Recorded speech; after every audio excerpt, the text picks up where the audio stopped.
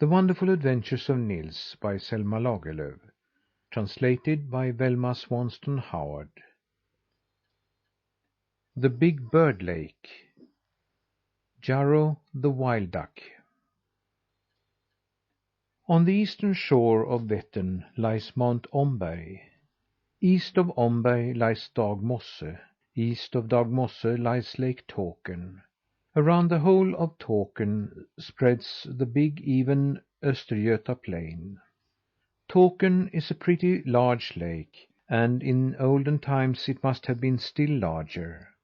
But then the people thought it covered entirely too much of the fertile plain, so they attempted to drain the water from it, that they might sow and reap on the lake bottom. But they did not succeed in laying waste the entire lake, which had evidently been their intention. Therefore, it still hides a lot of land. Since the draining, the lake has become so shallow that hardly at any point is it more than a couple of meters deep. The shores have become marshy and muddy, and out in the lake little mud islets stick up above the water's surface. Now there is one who loves to stand with his feet in the water, if he can just keep his body and head in the air, and that is the reed. And it cannot find a better place to grow upon than the long, shallow Tåkern shores. And around the little mud islets it thrives so well that it grows taller than a man's height, and so thick that it is almost impossible to push a boat through it. It forms a broad green enclosure around the whole lake, so that it is only accessible in a few places where the people have taken away the reeds. But if the reeds shut the people out, they give in return shelter and protection to many other things. In the reeds there are a lot of little dams and canals, with green, still water, where duckweed and pondweed run to seed, and where gnat eggs and blackfish and worms are hatched out in uncountable masses. All along the shores of these little dams and canals there are many well concealed places where sea birds hatch their eggs and bring up their young without being disturbed by either enemies or food worries. An incredible number of birds live in the Tåkern reeds, and more gather there every year, as it becomes known what a splendid abode it is. The first to settle there were the wild ducks, and they still live there by thousands. But they no longer own the entire lake, for they have been obliged to share it with swans, grebes, cots, loons, fen ducks, and a lot of others. Tåkern is certainly the largest and choicest bird lake in the whole country, and the birds may count themselves lucky as long as they own such a retreat. But it is uncertain just how long they will be in control of reeds and mud banks, for human beings cannot forget that the lake extends over a considerable portion of good and fertile soil, and every now and then the proposition to drain it comes up among them. And if these propositions were carried out, the many thousands of water birds would be forced to move from this quarter. At the time when Nils Holgersson travelled around with the wild geese, there lived at Tåkern a wild duck named Jarro. He was a young bird, who had only lived one summer, one fall, and a winter. Now it was his first spring.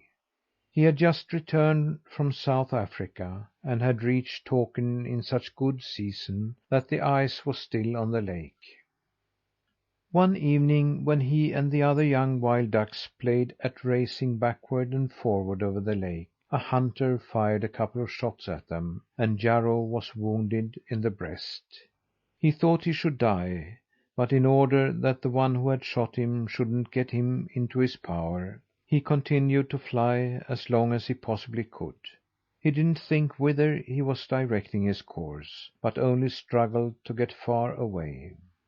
When his strength failed him, so that he could not fly any farther, he was no longer on the lake.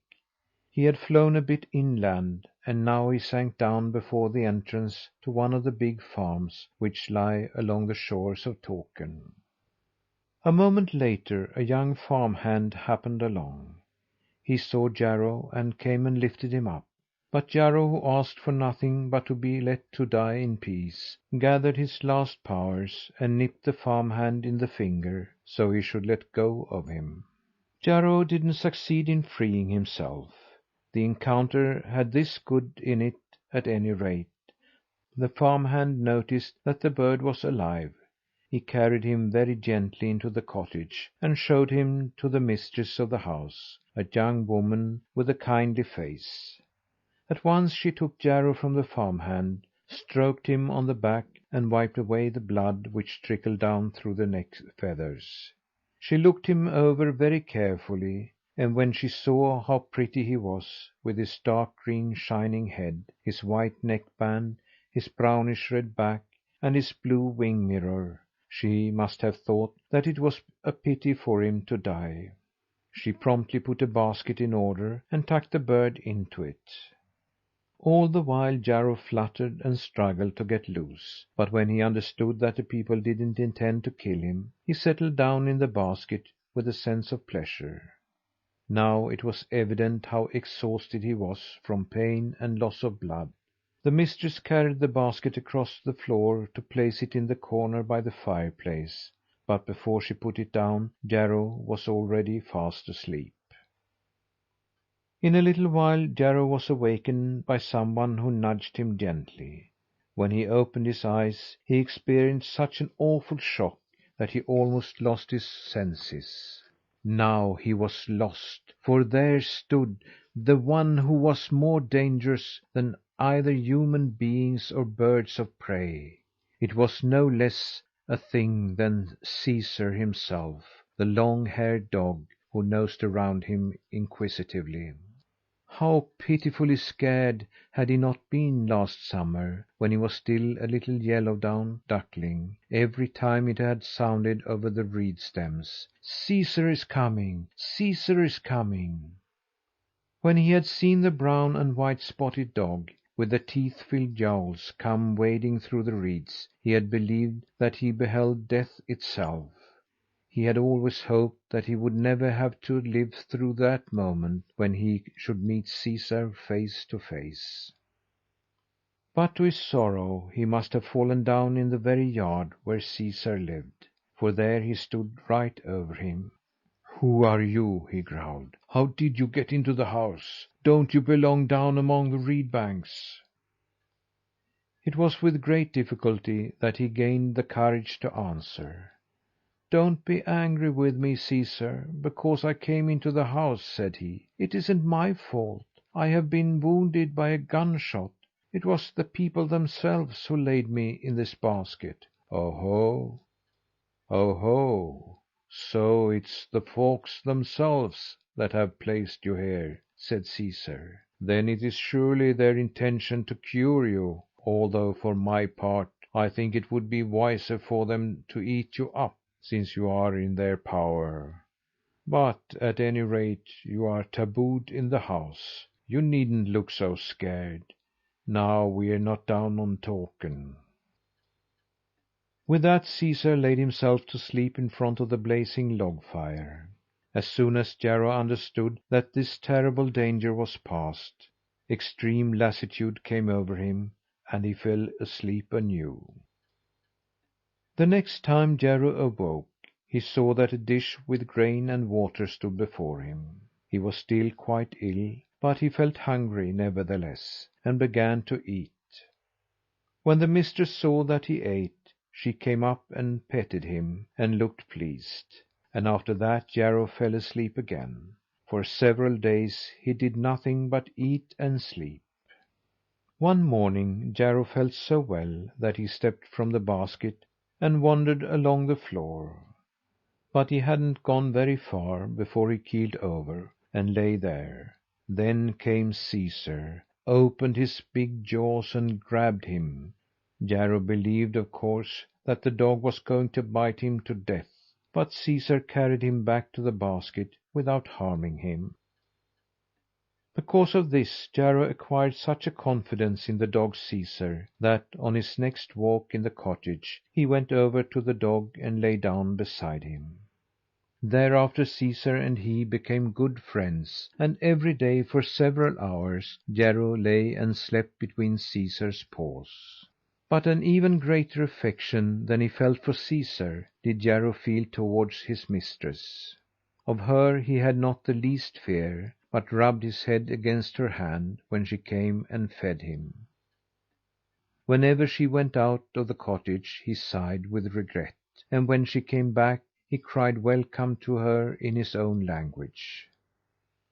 Jarro forgot entirely how afraid he had been of both dogs and humans in other days. He thought now that they were gentle and kind, and he loved them. He wished that he were well, so he could fly down to Takern and tell the wild ducks that their enemies were not dangerous and that they need not fear them. He had observed that the human beings, as well as Caesar, had calm eyes, which it did one good to look into.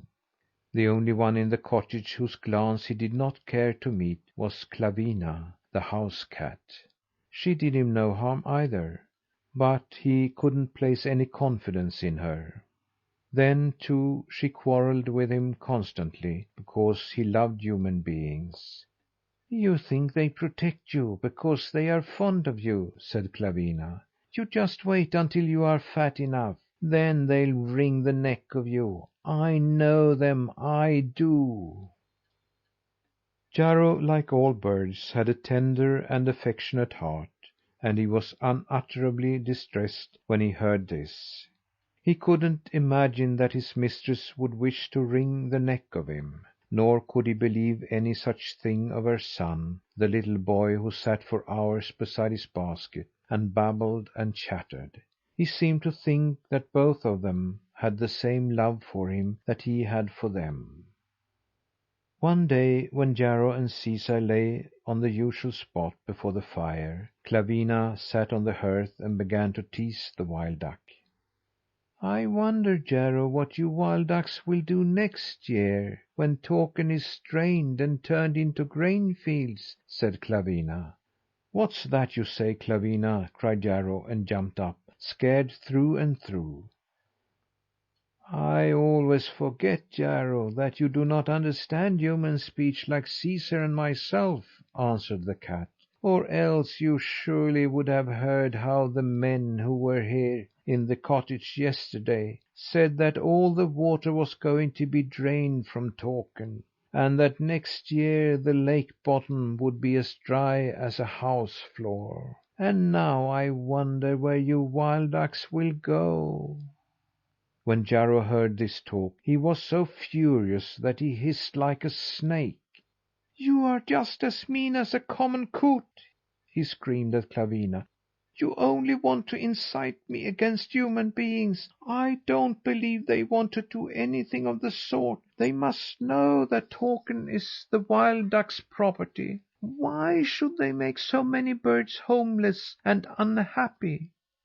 You have certainly hit upon all this to scare me. I hope that you may be torn in pieces by Gorgo, the eagle. I hope that my mistress will chop off your whiskers." But Jarro couldn't shut Clawina up with this outburst. "So you think I am lying?" said she. "Ask Caesar, then. He was also in the house last night. Caesar never lies." "Caesar," said Jarro, "you understand human speech much better than Clawina. Say that she hasn't heard aright. Think how it would be if the people drained Takern and changed the lake bottom into fields. Then there would be no more pondweed or duck food for the grown wild ducks, and no blackfish or worms or gnat eggs for the ducklings. Then the reed banks would disappear, where now the ducklings conceal themselves until they are able to fly. All ducks would be compelled to move away from here and seek another home. But where shall they find retreat like Takern? Caesar, say that Clawina has not heard aright." It was extraordinary to watch Caesar's behaviour during this conversation. He had been wide awake the whole time before, but now, when Jarro turned to him, he panted, laid his long nose on his forepaws, and was sound asleep. within the wink of an eyelid. The cat looked down at Caesar with a knowing smile. "I believe that Caesar doesn't care to answer you," she said to Jarro. "It is with him as with all dogs. They will never acknowledge that humans can do any wrong. But you can rely upon my word at any rate. I shall tell you why they wish to drain the lake just now. As long as you wild ducks still had the power on Takern, they did not wish to drain it, for at least they got some good out of you. But now grebes and coots and other birds, who are no good as food, have infested nearly all the reed banks, and the people don't think they need let the lake remain on their account." Jarro didn't trouble himself to answer Clawina, but raised his head and shouted in Caesar's ear: "Caesar, you know that on Takern there are still so many ducks left that they fill the air like clouds. Say it isn't true that human beings intend to make all of these homeless." Then Caesar sprang up with such a sudden outburst at Clawina that she had to save herself by jumping up on a shelf. "I'll teach you to keep quiet when I want to sleep!" bawled Caesar. "Of course I know that there is some talk about draining the lake this year, but there's been talk of this many times before without anything coming out of it. And that draining business is a matter in which I take no stock whatever. For how would it go with the game if Takern were laid waste? You are a donkey to gloat over a thing like that! What will you and I have to amuse ourselves with when there are no more birds on Takern?" THE DECOY DUCK Sunday, April 17th. A couple of days later Jarro was so well that he could fly all about the house. Then he was petted a good deal by the mistress, and the little boy ran out in the yard and plucked the first grass blades for him which had sprung up. When the mistress caressed him, Jarro thought that, although he was now so strong that he could fly down to Takern at any time, he shouldn't care to be separated from the human beings. He had no objection to remaining with them all his life. But early one morning the mistress placed a halter, or noose, over Jarro, which prevented him from using his wings, and then she turned him over to the farm hand who had found him in the yard. The farm hand poked him under his arm, and went down to Takern with him. The ice had melted away while Jarro had been ill. The old dry fall leaves still stood along the shores and islets, but all the water growths had begun to take root down in the deep, and the green stems had already reached the surface. And now nearly all the migratory birds were at home. The curlew's hooked bills peeped out from the reeds. The grebes glided about with new feather collars around the neck, and the jack snipes were gathering straws for their nests. The farm hand got into a scow, laid Jarro in the bottom of the boat, and began to pull himself out on the lake. Jarro, who had now accustomed himself to expect only good of human beings, said to Caesar, who was also in the party, that he was very grateful toward the farm hand for taking him out on the lake. But there was no need to keep him so closely guarded, for he did not intend to fly away. To this Caesar made no reply. He was very close mouthed that morning.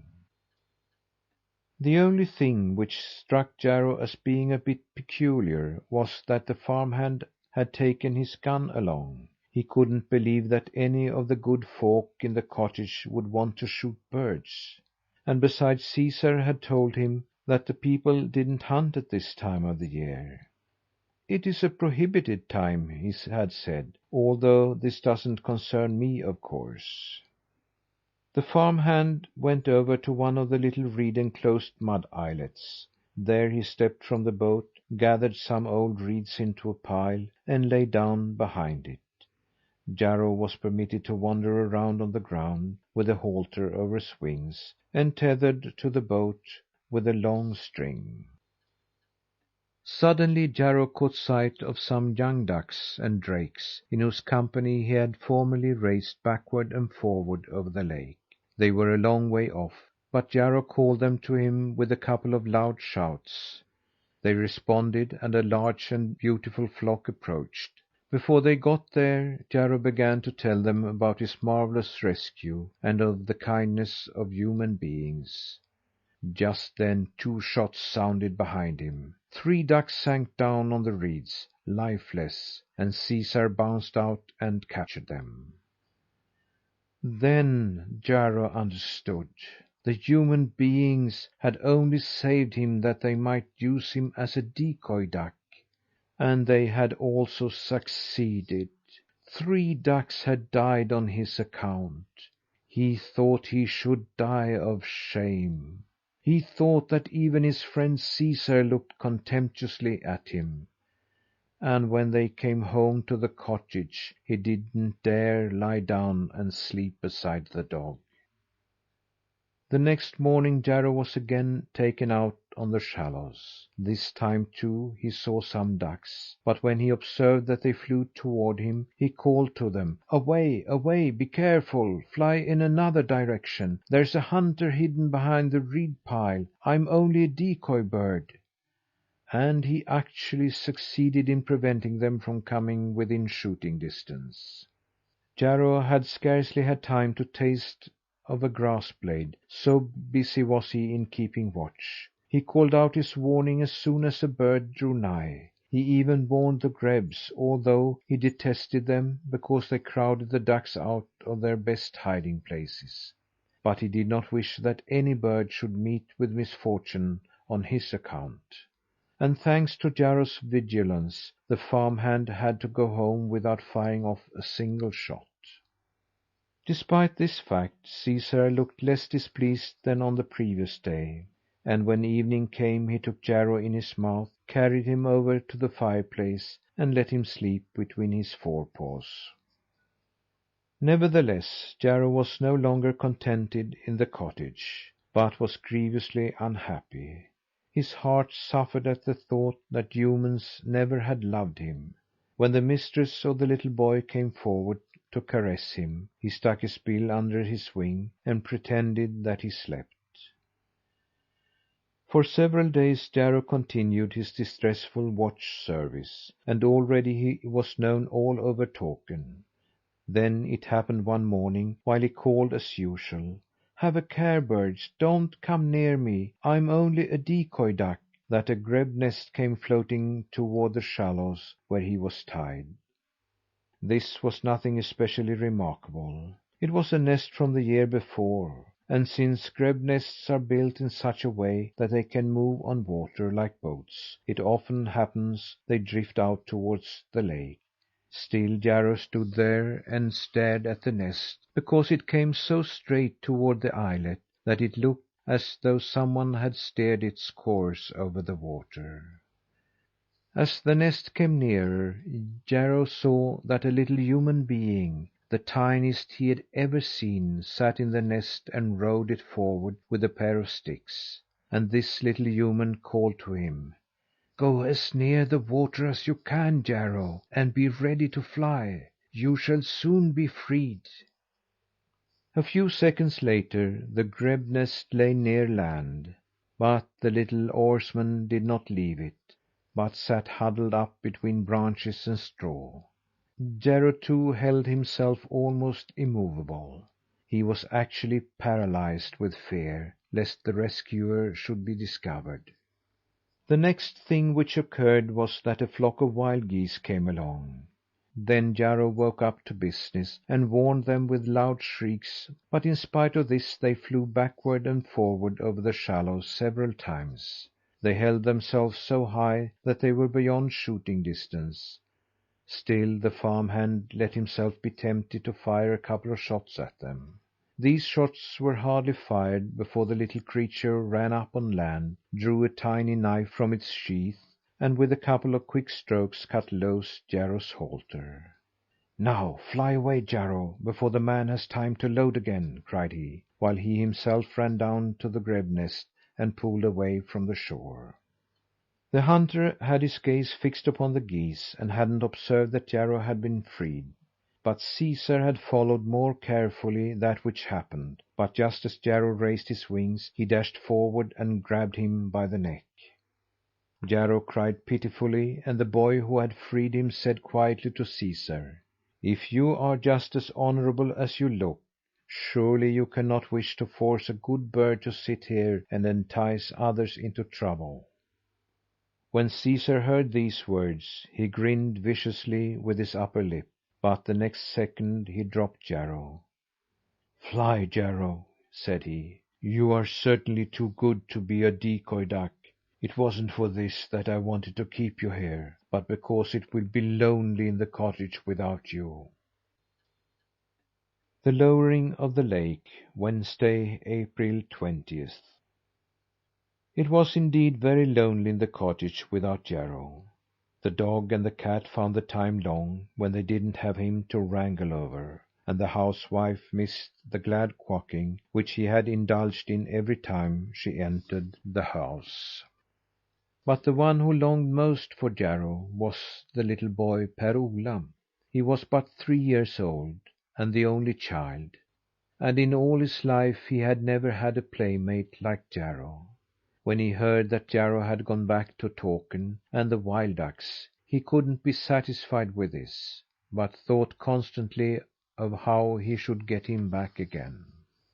Per Ola had talked a good deal with Jarro while he lay still in his basket, and he was certain that the duck understood him. He begged his mother to take him down to the lake that he might find Jarro and persuade him to come back to them. Mother wouldn't listen to this, but the little one didn't give up his plan on that account. The day after Jarro had disappeared, Per Ola was running about in the yard. He played by himself as usual, but Caesar lay on the stoop, and when mother let the boy out, she said: "Take care of Per Ola, Caesar." Now, if all had been as usual, Caesar would also have obeyed the command, and the boy would have been so well guarded that he couldn't have run the least risk. But Caesar was not like himself these days. He knew that the farmers who lived along Takern had held frequent conferences about the lowering of the lake, and that they had almost settled the matter. The ducks must leave, and Caesar should never more behold a glorious chase. He was so preoccupied with thoughts of this misfortune that he did not remember to watch over Per Ola. And the little one had scarcely been alone in the yard a minute before he realized that now the right moment was come to go down to Takern and talk with Jarro. He opened a gate and wandered down toward the lake on the narrow path which ran along the banks. As long as he could be seen from the house, he walked slowly, but afterward he increased his pace. He was very much afraid that mother or someone else should call to him that he couldn't go.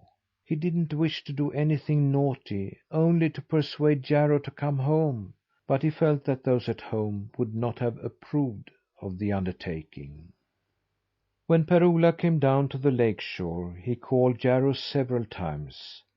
Thereupon he stood for a long time and waited, but no Jarro appeared. He saw several birds that resembled the wild duck, but they flew by without noticing him, and he could understand that none among them was the right one. When Jarro didn't come to him, the little boy thought that it would be easier to find him if he went out on the lake. There were several good craft lying along the shore, but they were tied. The only one that lay loose and at liberty was an old leaky scow, which was so unfit that no one thought of using it. But Per Ola scrambled up in it without caring that the whole bottom was filled with water. He had not strength enough to use the oars, but instead he seated himself to swing and rock in the scow. Certainly no grown person would have succeeded in moving a scow out on Takern in that manner. But when the tide is high, and ill luck to the fore, little children have a marvellous faculty for getting out to sea. Per Ola was soon riding around on Takern and calling for Jarro. When the old scow was rocked like this out to sea, its cracks opened wider and wider, and the water actually streamed into it. Per-Ola didn't pay the slightest attention to this. He sat upon the little bench in front and called to every bird he saw, and wondered why Jarro didn't appear. At last Jarro caught sight of Per-Ola.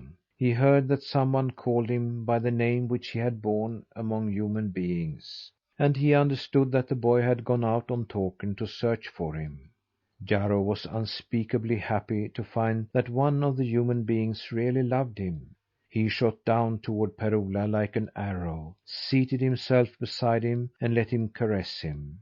They were both very happy to see each other again. But suddenly Jarro noticed the condition of the scow. It was half filled with water, and was almost ready to sink. Jarro tried to tell Per-Ola that he, who could neither fly nor swim, must try to get upon land. But Per-Ola didn't understand him. Then Jarro did not wait an instant, but hurried away to get help. Jarro came back in a little while, and carried on his back a tiny thing who was much smaller than Per-Ola himself.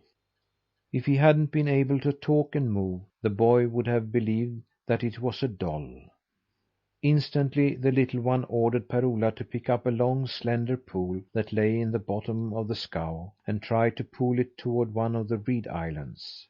Per-Ola obeyed him, and he and the tiny creature together steered the scow.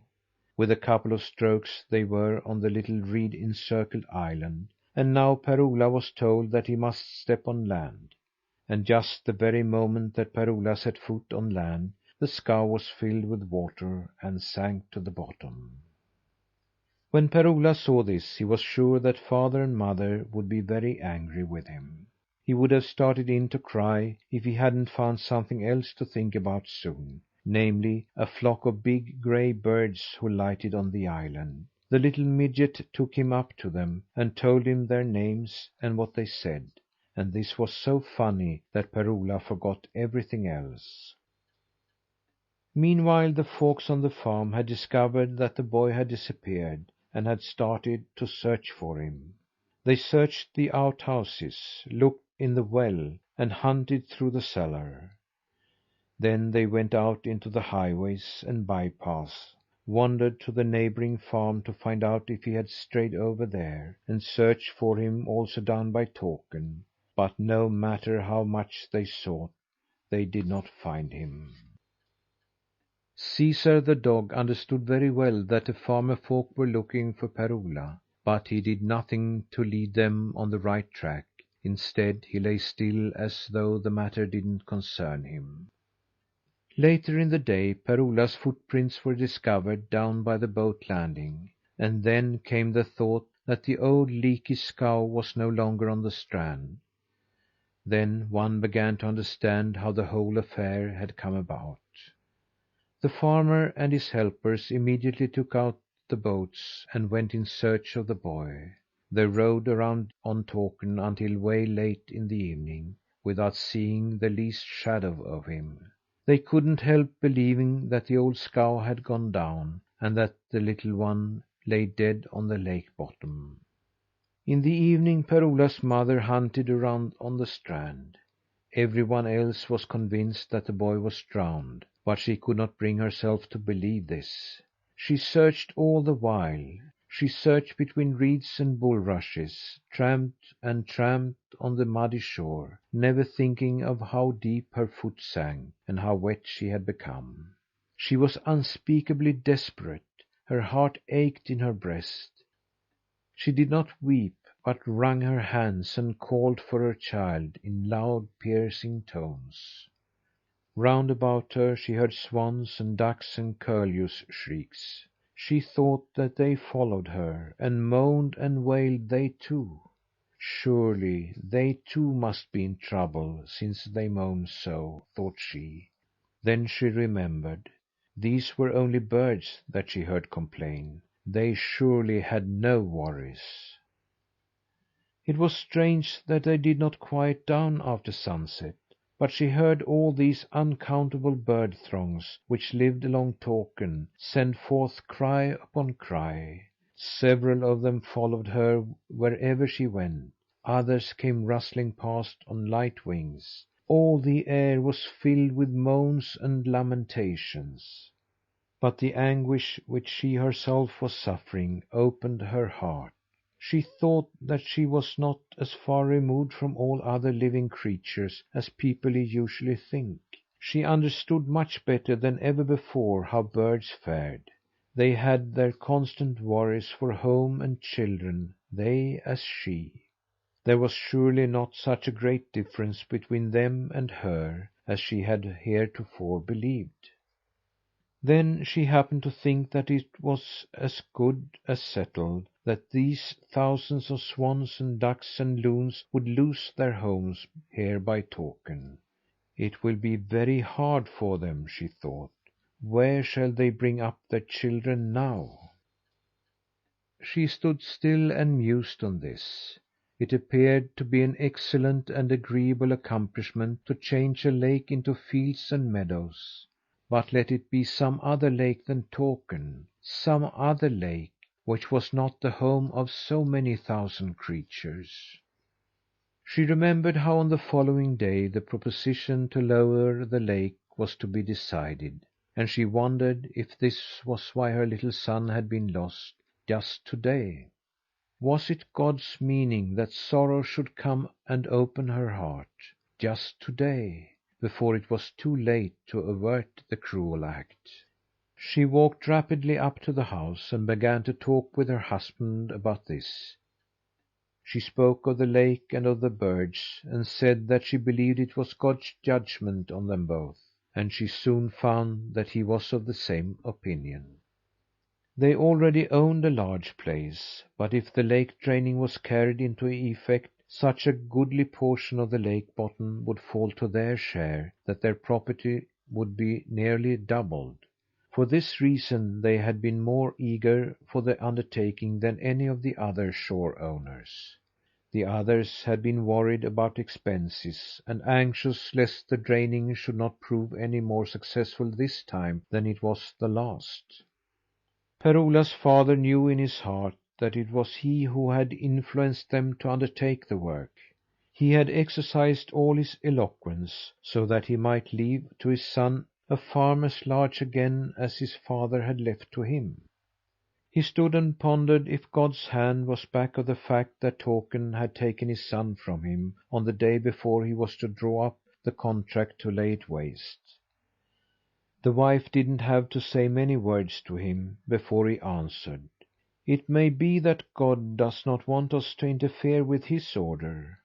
I'll talk with the others about this tomorrow, and I think we'll conclude that all may remain as it is. While the farmer folk were talking this over, Caesar lay before the fire. He raised his head and listened very attentively. When he thought that he was sure of the outcome, he walked up to the mistress, took her by the skirt, and led her to the door. "But Caesar," said she, and wanted to break loose. "Do you know where Per-Ola is?" she exclaimed. Caesar barked joyfully and threw himself against the door. She opened it, and Caesar dashed down toward Takern. The mistress was so positive he knew where Per-Ola was that she rushed after him, and no sooner had they reached the shore than they heard a child's cry out on the lake. Per-Ola had had the best day of his life in company with Thumbietot and the birds, but now he had begun to cry because he was hungry and afraid of the darkness. And he was glad when father and mother and Caesar came for him. End of the Big Bird Lake.